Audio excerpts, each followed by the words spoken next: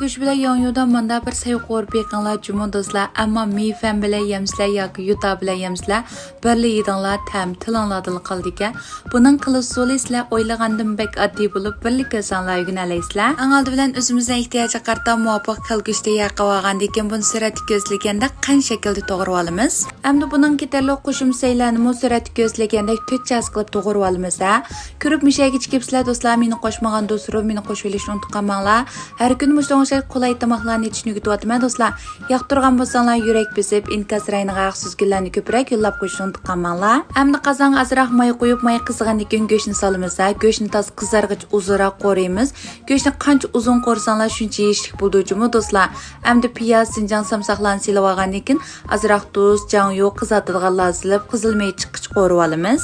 Hamda buning sho'xilni solamiz. Sho'xil izlab suv chiqicha uzunroq qo'rib olgandan keyin yong'yonni solamiz.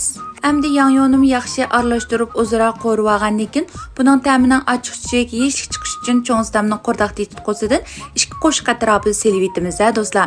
Buni yaxshi aralashtirib mizlik puroqlab chiqish qo'rib olamiz. Hamda buningga saychilashgacha suv quyib tuvan o'tda 10 minut dumlab olamiz. Bunday qilgan vaqtimizda go'sht bilan yong'yo intan yumshoq holat pishib chiqadi. Hamda vaqt toshgandan keyin tayyorlab olgan qizil ko'k lazimizni silib yaxshi bir aralashtirib olamiz.